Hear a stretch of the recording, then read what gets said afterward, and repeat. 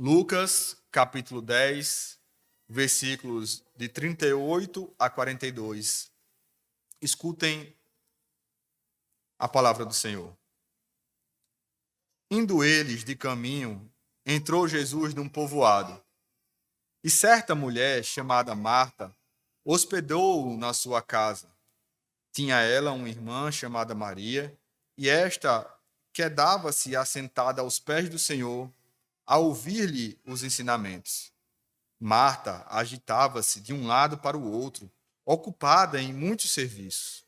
Então, se aproximou de Jesus e disse: Senhor, não te importas de que minha irmã tenha deixado que eu fique a servir sozinha? Ordena-lhe, pois, que venha ajudar-me. Respondeu o Senhor: Marta, Marta, andas inquieta e te preocupas com muitas coisas. Entretanto, pouco é necessário, ou mesmo uma só coisa. Maria, pois, escolheu a boa parte, e esta não lhe será tirada. Amém. Senhor, esse é um momento do culto ao Senhor, onde nós lemos, Senhor, agora um trecho da Tua palavra e esperamos sermos instruídos por meio do sermão pelo próprio Senhor. Ajuda, Senhor, a Tua igreja a ter ouvidos atentos à Tua voz, a entender, Senhor, que quando um texto é lido e esse texto é pregado com fidelidade à Tua palavra, é o próprio Senhor que fala a nós, Senhor. É como o Senhor ali falando para a Tua serva Maria. É como o Senhor exortando a Tua serva Marta. Nos consola, Senhor, por meio desse texto. Nos conforta para sabermos, Senhor, todos os ensinamentos e como isso é importante para a nossa vida e como isso traz conforto para quem vive conforme a Tua palavra. Mas também, Senhor, nos exorta por meio dessa palavra, para que, exortados, te servimos melhor. Nós te pedimos tudo isso, Senhor, no nome do Teu Filho. Amém. O que vem primeiro em sua vida? Eu não estou perguntando aquilo que você sabe que precisa vir primeiro, mas o que realmente você tem colocado como prioridade em sua vida. Sim, porque é muito fácil, em um momento isolado, nós elencarmos uma série de questões que racionalmente reconhecemos como sendo de maior importância, mas isso não é tudo. O que realmente definirá qual é o nosso nível de comprometimento, o nível de comprometimento que nós temos com estas coisas que dizemos que é importante, não é a nossa avaliação racional estática, mas como nós agimos na prática. Especialmente nós que professamos a verdadeira fé cristã, tendemos a colocar a nossa vida espiritual e a nossa família no topo da lista de prioridades. Mas será que no dia a dia é assim mesmo que tratamos essas coisas? Para lhe ajudar a avaliar a sua coerência entre o nosso discurso, entre o seu discurso e a sua ação, eu lhe proponho o seguinte exercício. Medite agora mesmo. Medite agora mesmo. O tempo que você despendeu na última semana para a sua vida devocional. O tempo que você despendeu na última semana para crescer intelectualmente. O tempo gasto com seus filhos, com seu marido, com sua esposa. Você pensou nisso? Fez essa análise? Agora compare a sua prática, a prática da sua última semana, com aquilo que você diz ser mais importante. Provavelmente você chegou à conclusão que na vida prática temos outras preocupações, que não são aquelas que elencamos como prioritárias para a nossa vida. E não somente isso, quando verificamos essa incoerência, nossa natureza irá sempre procurar desculpas aparentemente lícitas para explicar o porquê que damos mais atenção para as coisas menos importantes acima daquelas coisas que listamos como sendo as mais importantes e prioritárias. Pois bem, é justamente sobre isso o relato do Evangelho de Lucas, no capítulo 10, que fala hoje conosco. Aqui temos a história da visita do Senhor Jesus a um povoado que aqui no Evangelho de Lucas não tem o seu nome mencionado. Mas se você for até o Evangelho, segundo escreveu João, no capítulo 11, versículo 1, e também em João, capítulo 12, versículo 1, essa cidade tem o seu nome revelado. O evangelista diz que Marta, Maria, as irmãs de Lázaro, moravam em Betânia, cidade que ficava em torno de 3 quilômetros de Jerusalém. Lucas registra que Marta foi anfitriã de Jesus, dando-lhes boas-vindas. Essa é uma boa indicação, segundo o comentarista William Hendrickson, que Marta era a irmã mais velha e que tinha ficado responsável por preparar a recepção do Senhor. A prática de hospedar o Senhor Jesus era algo que enchia as famílias de muita alegria. Toda a família ficava com o coração jubilante diante de poder hospedar o Senhor Jesus e seus discípulos. Desde o capítulo 9, Lucas vem narrando a viagem do Senhor até Jerusalém. O interessante é que Betânia era uma cidade próxima ao destino final, o que entra em confronto direto com a cronologia do Evangelho de Lucas. A viagem havia apenas começado, mas Lucas já insere essa história com um intuito bem específico, que será revelado ao longo do sermão. Esse primeiro contato com o Senhor deve ter sido um momento de profunda emoção. Jesus, ele já era conhecido. Jesus, por onde passava, já causava alvoroço no meio da multidão. Assim sendo, hospedar o Senhor Jesus em sua casa era um motivo de muitos preparativos, e ainda mais quando a família sabia que Jesus não iria sozinho. Se você olhar o verso de número 38, diz o seguinte: indo eles, referindo-se aos 12 apóstolos que seguiam o Senhor. Portanto, seria cerca de 16 pessoas a serem alimentadas, pelo menos. Além dos residentes Marta, Maria e Lázaro, ainda havia Jesus e os 12. Ao termos consciência dessa informação, começamos a perceber que a preocupação de Marta era uma preocupação lícita.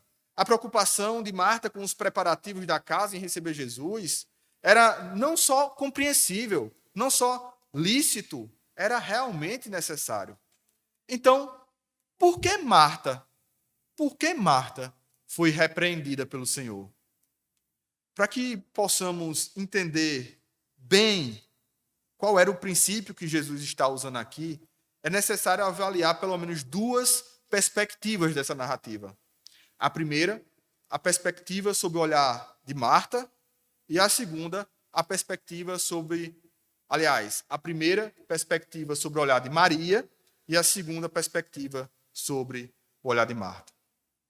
No verso 39, ainda no capítulo 10, a irmã de Marta, Maria, é apresentada e logo em seguida Lucas registra sua atitude diante do Senhor. A mulher que mais tarde, em João, capítulo 12, versículo 3, texto correlato com Mateus 26, versículos 6 e 7, essa mulher que iria ungir os pés de Jesus com perfume caríssimo, já que em Lucas 10 demonstra a total entrega que ela tinha ao Senhor. A posição de Maria foi a mesma que todo servo consciente de quem é o Senhor precisa tomar. Tendo Jesus em casa, não haveria motivo para fazer qualquer outra coisa, senão silenciar e ouvir a sua voz. Certamente, Maria poderia ter vontade de falar sobre muitas coisas naquele momento. Quem sabe ela tivesse cansada depois de um dia cheio e quisesse simplesmente sentar e ter uma conversa com Jesus para conversar amenidades. Ou ainda, apresentar suas necessidades. Ou quem sabe, mostrar a casa e promover uma conversa onde os assuntos deixassem o Senhor Jesus ainda mais à vontade. Mas não. Nenhuma dessas foi a reação de Maria. Vendo Jesus adentrar na sua casa, a única coisa que lhe veio à mente foi sentar e ouvir as doces e sábias palavras que saíam da boca do seu Senhor Jesus Cristo. Lucas diz que Jesus não passou a relatar suas grandes obras ou os seus feitos extraordinários que ele já havia feito, mas o Senhor apenas instruía a sua serva com uma sabedoria que vinha do alto. E o que poderia ser melhor do que escutar a instrução divina? O interessante é que, quando olhamos para toda a Escritura, vemos vários outros exemplos de pessoas que investiram tempo em ouvir a voz do Senhor, como Maria. E todas essas pessoas foram muito abençoadas. Um exemplo, no segundo livro de Crônicas, capítulo 34, o relato da reforma que o rei Josias fez em Israel. Lá nesse versículo, no capítulo 34, o que mais chama a atenção é que nos versículos 18 e 19 desse capítulo, o rei ouviu a leitura do livro da lei, que recentemente havia sido recuperado. Não se tratava de um livro qualquer, mas dos primeiros 5 livros que temos na nossa Bíblia, o chamado Pentateuco, escrito por Moisés. Há de ser salientado que esses livros não são livros breves. Portanto, Josias parou um bom tempo para ouvir a voz de Deus e entender qual era o pecado de Israel e quais as atitudes deveria tomar para que Israel recuperasse a comunhão com o Senhor. A prova disso é que no verso 30 desse mesmo capítulo, 34, o rei manda convocar toda a população de Israel, desde o maior até o menor, para juntos ouvirem a voz de Deus através da leitura da palavra. Essa atitude que Josias tomou e revelada em 2 Crônicas concorda com o que Paulo diz à igreja de Roma em sua carta, no capítulo 10, versículo 17, quando o apóstolo Paulo assevera que a fé vem pelo ouvir e ouvir a palavra de Deus. Na Almeida Revista Atualizada seria que a fé vem pela pregação e o ouvir pela palavra de Deus. E o ouvir a palavra de Deus. Isso mesmo. A audição, que é um dos primeiros sentidos desenvolvidos de um bebê ainda no ventre da sua mãe, é também um dos mais importantes sentidos para ser utilizados em toda a nossa vida. Somos chamados a ouvir mais do que falar. Deixar a sabedoria entrar por meio de uma atenta audição. Somente depois que isso acontece é que devemos partir para a ação. Pessoas que não estão prontas para ouvir, antes de agir, sempre caem em grandes problemas. Voltando para o Evangelho de Lucas, vejamos o que ocorre no capítulo 11, capítulo posterior, entre os versos 24 e 28.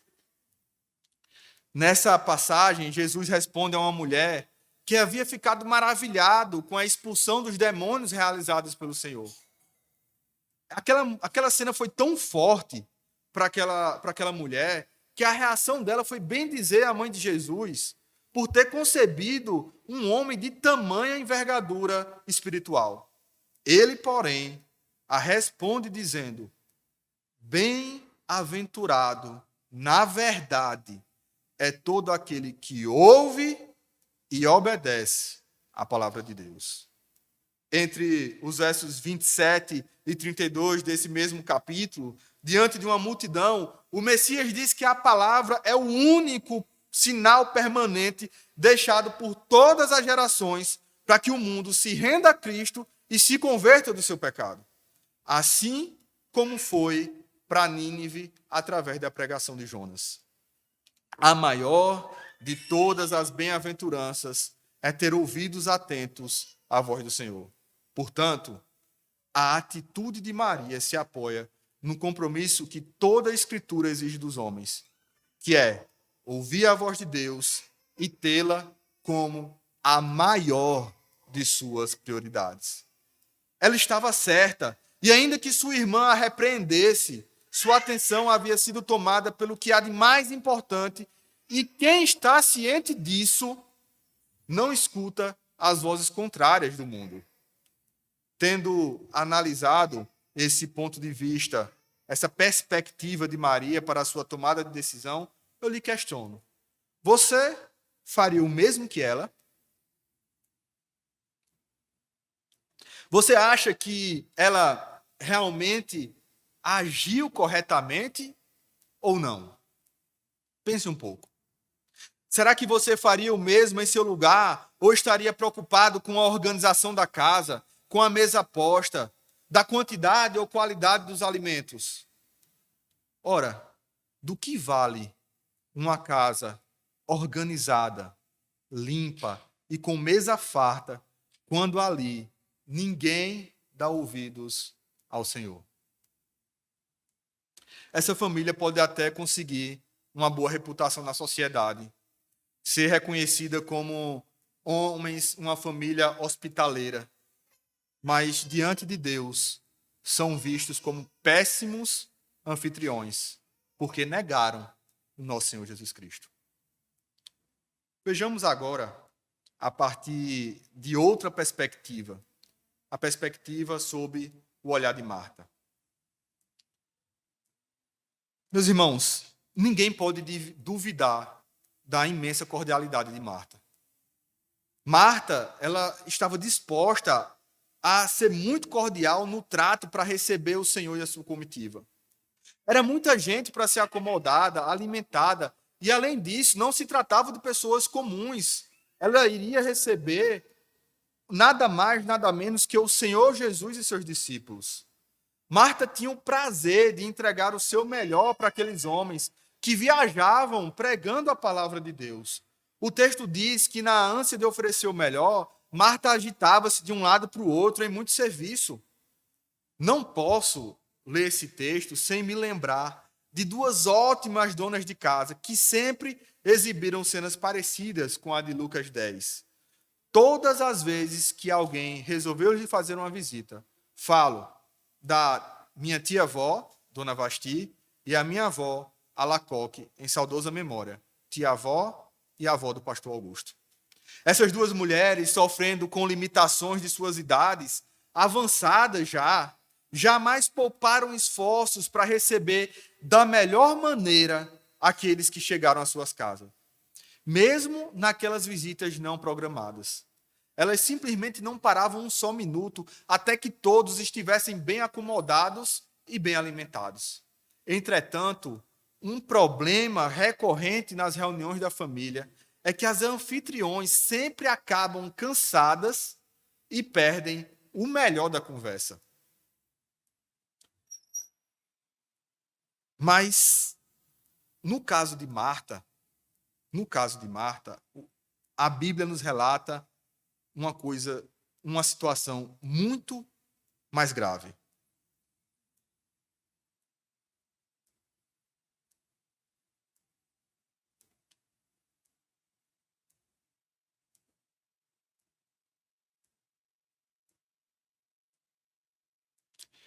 Com Marta, algo muito parecido acontecera, só que com agravante do relato bíblico, como eu falei. Muito provavelmente, Marta já sabia que Jesus iria visitá-la. Vemos no verso 52 do capítulo 9, o capítulo anterior ao que nós estamos tratando agora, que o Senhor enviava mensageiros para visitar, para avisar que ele chegaria a determinada casa. Portanto, Marta já estava ciente que toda aquela comitiva chegaria logo mais, e mesmo assim não conseguiu preparar tudo antecipadamente para aproveitar aquilo que era a prioridade naquele momento. Parece que esse é um dos problemas que nos fazem perder o tempo para a instrução da palavra de Deus. Não só pelas muitas atividades, mas pela incapacidade que temos de gerir bem o tempo que temos para preparar cada uma das nossas atividades. O uso sábio do tempo disponível é essencial para que não soneguemos assuntos extremamente importantes para as nossas vidas. Voltando mais uma vez para a perspectiva de Marta, em Lucas capítulo 10, vemos que essa mulher estava cansada com toda a correria e irritada com a inércia de Maria.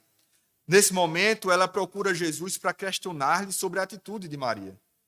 Vejamos que, na pergunta feita ao Cristo, Marta ela não reclama apenas de Maria, mas também do próprio Messias. Marta questionou se o mestre não se importava com aquela situação que ela tinha que trabalhar sozinha. Indiretamente, o que Marta está fazendo aqui é censurando o Senhor, dizendo: Jesus, tu tens autoridades para fazer com que a minha irmã levante-se e venha ao meu auxílio e não fazes nada? Faça alguma coisa, Senhor. Meus irmãos, aqui nós estamos diante de um surto de indignação de Marta. Ela não compreende como o Senhor permitia que alguém ficasse ali apenas ouvindo os seus ensinamentos e deixasse todo o serviço sobre a responsabilidade da sua irmã. Para compreendermos melhor essa perspectiva, essa indignação, irritação de Marta, é necessário levarmos em consideração um contexto maior do Evangelho de Lucas e até mesmo o motivo dessa história estar sendo colocada justamente aqui nesse ponto no Evangelho de Lucas. No capítulo 9, Lucas registra que alguns homens se dispuseram a seguir o Senhor e outros foram convocados por eles para tão nobre obra. E, todavia, eles sempre demonstravam algumas restrições.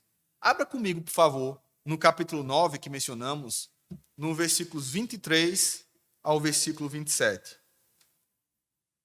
Vai nos ajudar um pouco na compreensão do contexto. Dizia a todos: se alguém quer vir após mim, a si mesmo se negue, dia e noite tome a sua cruz e siga-me. Pois quem quiser salvar a sua vida, perdê-la-á. Quem perder a vida por minha causa, esse a salvará. Que aproveita o homem ganhar o mundo inteiro, se vier a perder-se ou causar dano a si mesmo? Porque qualquer que de mim e das minhas palavras se envergonhar, dele se envergonhará o Filho do Homem, quando vier na sua glória e na do Pai e dos santos anjos. Verdadeiramente vos digo, alguns dos que aqui se encontram que de maneira nenhuma passarão da morte até que vejam o reino de Deus. E agora, versículos 57 a 62 desse mesmo capítulo. 57 a 62. Indo eles caminho fora, alguém lhe disse: seguir-te-ei para onde quer que fores. Mas Jesus lhe respondeu: as raposas têm seus covis e as aves do céu ninhos, mas o Filho do Homem não tem onde reclinar a cabeça. O outro disse a Jesus: segue-me. A outro disse Jesus: segue-me. Ele, porém, respondeu: permite-me ir primeiro sepultar o meu pai. Mas Jesus insistiu: deixa os mortos o sepultar. Deixa os mortos o sepultar os próprios mortos. Tu, porém, vai e prega o reino de Deus. O outro lhe disse: seguir-te-ei, Senhor, mas deixa-me primeiro despedir-me dos da minha casa. Mas Jesus lhe replicou: ninguém que tendo posto a mão no arado, olha para trás, é apto para o reino de Deus. Amém. outras prioridades eram elencadas, as quais sempre deixavam o reino de Deus como prioridade futura, já que as suas obrigações aparentemente imediatas não permitiam que eles abraçassem o caminho do Senhor, nem que se colocassem à disposição do reino como discípulos. No capítulo 10, há uma mudança drástica na narrativa. Agora, o Senhor dispõe de 72 pregadores para saírem adiante da comitiva e levar a palavra de Deus por onde passassem, advertindo-os, esses homens, que seria bem provável que em algumas casas eles seriam rejeitados, mas que eles não desanimassem. Caso acontecesse tal rejeição, os apóstolos deveriam deixar, os discípulos deveriam deixar aquela cidade, tirando até a poeira dos pés. Essa atitude, meus irmãos, era comumente realizada pelos judeus quando eles passavam pela terra dos gentios que não acreditavam no Deus de Israel. E depois disso, aqueles homens deveriam, mesmo rejeitados ali naquela cidade, continuar pregando normalmente.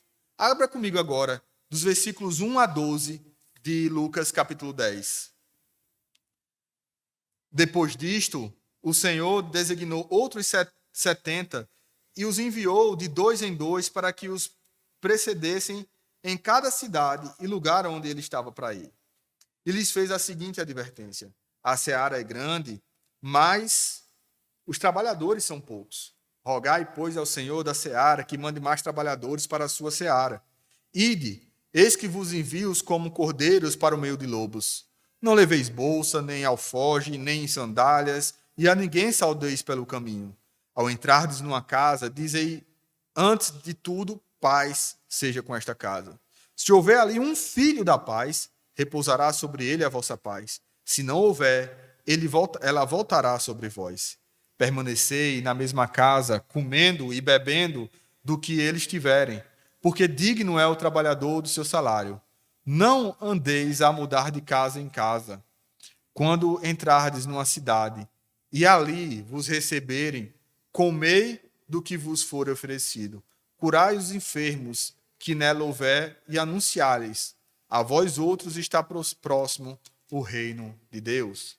Quando, porém, entrardes numa cidade e não vos receberem, sai pelas ruas e clamai: até o pó da vossa cidade, que nos pegou aos pés, sacudimos contra vós outros. Não obstante, sabei que está próximo o reino de Deus. Digo-vos que naquele dia haverá menos rigor para Sodoma do que para aquela cidade. Amém. Esse contraste mostra que, diferente dos homens do capítulo 9, que pediram para o Senhor permitir-lhes a fazer algo antes de segui-lo, estes últimos homens estão dispostos até mesmo a serem rejeitados pelo nome do Senhor. Essa capacidade de suportar a rejeição, ela vai ser mais tarde ampliada quando chegamos no relato de Lucas, em Atos capítulo 1 e capítulo 2, quando os discípulos foram revestidos pelo Espírito para serem testemunhas, no grego, mártires, em todos os lugares da terra. Independente, meus irmãos, da época em que vivamos, sempre as desculpas vão parecer ser bastante convincentes para que o reino do Senhor seja deixado para outro momento. Assim como Marta e os homens chamados pelo Senhor, como lemos no capítulo 9, temos os nossos casamentos, os nossos negócios, os nossos filhos, enfim, temos sempre prioridades que nos impedem de parar e ouvir a sua voz. Não conseguimos entender porque outras pessoas deixam de fazer aquilo que aparentemente seria mais importante ou urgente para simplesmente parar tudo e ouvir a voz do Senhor. Precisamos aprender com a atitude de Maria e ter discernimento para sabermos o que realmente nos é prioritário. Quando nós agirmos assim, com toda certeza, ouvir a palavra de Deus não será perda de tempo, mas o melhor investimento que poderíamos fazer para as nossas vidas. Aqui é preciso ampliar a ideia de ouvir com prioridade a palavra de Deus, para que nós não apliquemos somente isso na pregação pública do dia do Senhor, como essa que está acontecendo agora. Ouvir a palavra de Deus é muito mais do que isso. Para as nossas crianças, prestem atenção, crianças. A palavra de Deus, ouvir a palavra de Deus, representa obedecer os seus pais, escutar as suas orientações, as suas ordens. Isso, crianças, é ouvir a palavra de Deus, não só a pregação anunciada aqui no púlpito. Para os jovens, é muito mais do que isso também. Os jovens, eles devem ter ouvidos atentos aos ensinamentos dos homens e das mulheres mais sábios das nossas famílias, das instruções e das ordens e da sabedoria daqueles que são mais sábios dentro da igreja que eles congregam. Para nós adultos, é estar sempre prontos para dar ouvidos à instrução e repreensão na justiça, seja uns com os outros ou pelo aconselhamento pastoral. Não ter tempo para essas coisas é, com certeza, usar mal o seu tempo. Ainda que pareça que você está envolvido com as coisas mais sérias desse mundo. Um outro detalhe que chama a atenção nessa narrativa é a reação do Senhor ao ser questionado por Maria. Ele é extremamente calmo e tem uma reação extremamente confortadora em relação a Marta. Jesus não lhe confronta de uma forma brusca ou hostil, mas ele repete 2 vezes o seu nome de uma maneira doce, como lhe era peculiar. Marta, Marta. Jesus desaprovara a sua atitude, mas ainda demonstra que amava e que queria usar aquela cena para ensinar aquela serva do Senhor. O Senhor ainda continua dizendo que toda aquela agitação, preocupação era algo dispensável. Segundo o comentarista F.F. Bruce, essa parte que diz uma coisa só é necessário, segundo ele, referia-se à necessidade de apenas um prato, enquanto Marta preparava um banquete, e por isso ela acabou se afadigando.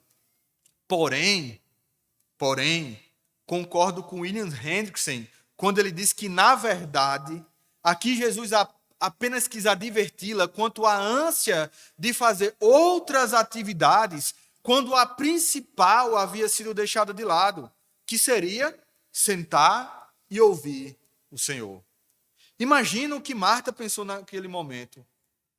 Dispensável? Basta só uma coisa? Mas que conversa é essa? Eu estou aqui há horas de um lado para o outro e vem o Senhor dizer que apenas uma coisa é necessária? Jesus, porém, continua sua instrução, afirmando que a atitude mais importante que qualquer ser humano pode tomar é justamente parar e ouvir a voz de Deus. Essa afirmação ganha contornos ainda mais surpreendentes quando nós analisamos a história imediatamente anterior, registrada até o verso 37. No início do capítulo 10, como já vimos, está registrada a missão dos 72 homens que deveriam anunciar o evangelho, do versículo 1 ao 17. E em seguida, a história do encontro entre o Senhor e um mestre da lei que lhe pergunta sobre como herdar a vida eterna. Versículos 25 a 37. O agir pregado até agora pela necessidade do anúncio do evangelho através dos 72 discípulos e a iminente necessidade de prática de caridade podiam deixar a falsa imagem que o evangelho se resume à pregação e piedade, e que o que nem de longe é verdade. A história de Marta e Maria faz com que o Senhor, através de Lucas, nos mostre que toda obra da salvação começa de forma passiva, no sentar e ouvir a voz de Deus. E que esse ato, ele não é um ato pequeno. Não há qualquer esperança para a humanidade sem que a voz do Messias seja ouvida e atendida. Nenhuma missão, e muito menos nenhuma obra substitui a necessidade de sentar aos pés do Mestre e ouvir os seus ensinamentos. Ao contrário do que temos visto em muitas comunidades cristãs, sendo anunciado que a igreja tem como a principal missão a ajuda ao necessitado, que ela tem que ter muitas atividades, muitos departamentos, o envolvimento missionário e coisas do tipo que acabam sonegando o verdadeiro ensino do Evangelho. Aqui encontramos Jesus colocando ordem nas prioridades. Não existe nada mais importante para os que creem no Senhor do que a instrução pela sua santa palavra. O preço pago por aqueles que sonegam essa grande necessidade é viverem perdidos nesse mundo, cheios de muitas ocupações, mas sem direção, como é o caso de boa parte das igrejas evangélicas do nosso país. Aqui, a mensagem do Senhor se fecha. O Senhor, que estava a caminho de Jerusalém, mostra que o homem, antes de tudo, é agente passivo da obra do Senhor. Jesus se apresenta, o homem ouve a sua voz e é despertado para o Evangelho. Seus ouvidos espirituais eles são abertos e ele contempla a sublime mensagem que vem da cruz do Calvário. Essa mensagem certamente é rejeitada por aqueles que são considerados os sábios desse mundo. Como diz o verso 21 desse mesmo capítulo.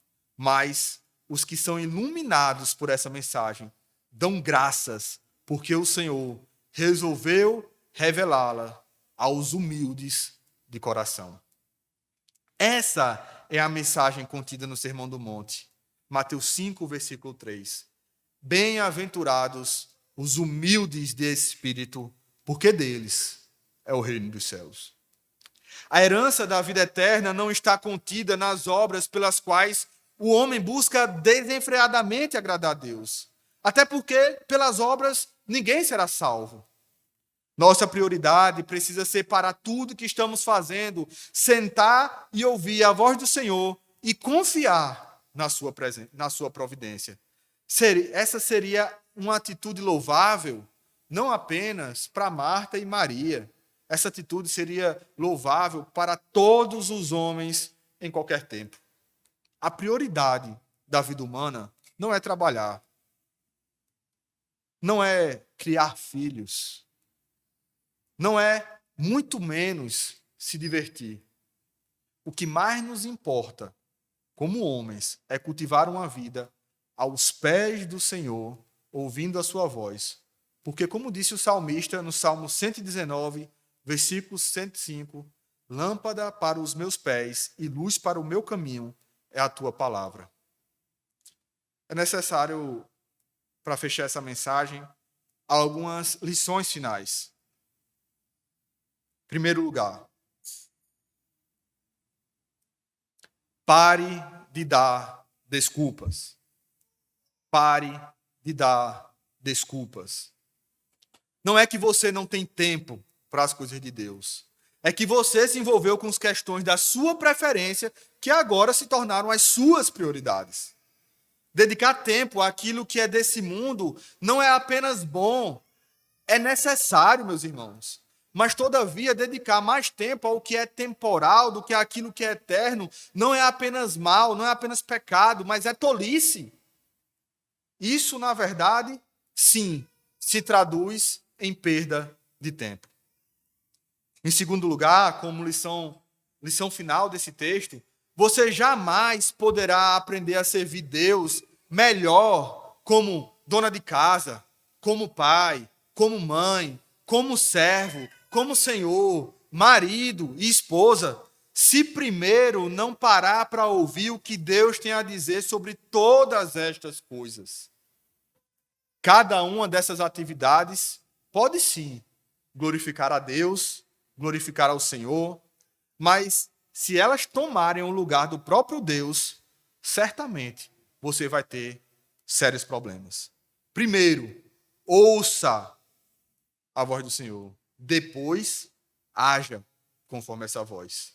Esse é um excelente princípio ensinado por Jesus aqui no Evangelho de Lucas. E em terceiro e último lugar, a maior de todas as prioridades é dar ouvidos ao Evangelho de Cristo. Por isso, se você ainda não se arrependeu dos seus pecados, não há nada mais urgente na sua vida.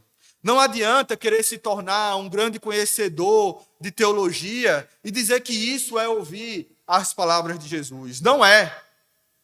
Primeiramente, ouça o que ele diz sobre a sua condição.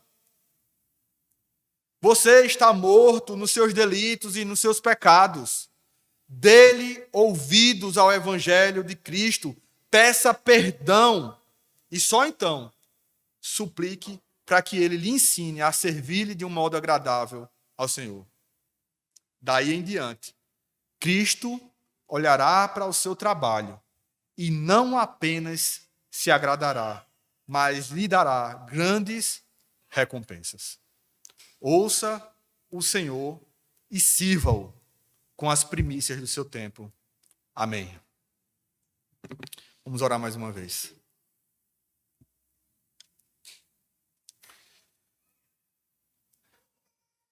Senhor, que verdade nos foi revelada por meio dessa pregação. Quantas vezes, Senhor, nós confessamos com a nossa boca ou raciocinamos, Senhor, quais são as prioridades da nossa vida com base nos princípios bíblicos. Chega no dia do Senhor, nós nos alegramos em estar na Tua presença, escutamos todas essas instruções e muitas vezes refletimos, Senhor, verdadeiramente em como nós devemos aplicar essas verdades na nossa vida, como devemos, Senhor, reorganizar a nossa vida de acordo com aquilo que escutamos do Senhor, da Tua voz anunciada pela pregação, pela leitura da Tua palavra. Mas quando chega a segunda-feira, nós rapidamente, Senhor, nos desorganizamos. Ou se ainda no início da segunda-feira conseguimos manter, durante a semana, Senhor, as nossas prioridades são mudadas.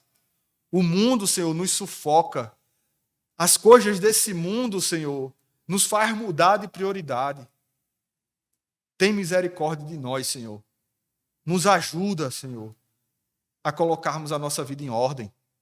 Se hoje de manhã escutamos que nós temos que colocar a nossa vida em ordem com os papéis que foram estabelecidos desde a criação entre homem e mulher, e o nosso papel aqui nessa terra, Senhor, nos faz também colocar em ordem as nossas prioridades, mas que isso não seja um exercício simplesmente intelectual, um raciocínio estático, Senhor, nos move para que isso seja a prática da nossa vida. Nos ajuda, Senhor, porque sabemos que, como nós vimos nesse sermão, a obra da salvação, ela começa, Senhor, com a atitude passiva de nós. É o Senhor que vem ao nosso encontro. É o Senhor que nos salva da morte para a vida. É o Senhor que infunda a fé no nosso coração. É o Senhor que transforma um coração de pedra no coração de carne. É o Senhor que nos auxilia na santificação. É o Senhor que certamente no último dia ressuscitará os nossos corpos e nos levará para a glória. Nós sabemos de tudo isso e por isso nós te clamamos. Nos ajuda, Senhor, a sermos como teu Filho Jesus Cristo é, com as prioridades bem estabelecidas, com os objetivos sendo alcançados e que nenhuma pressão desse mundo atrapalhava o teu Filho Jesus de realizar a obra que ele tinha que realizar, porque ele tinha como prioridade, Senhor, fazer a tua vontade, e ele fez a tua vontade. nos ajuda nas nossas limitações, ainda que saibamos, Senhor, que não seremos como Cristo em sua plenitude. Nos move e nos dá um coração disposto a tentar ser igual a Ele. Abençoa ainda, Senhor, o resto que nós temos desse dia do Senhor. Em nome de Jesus. Amém.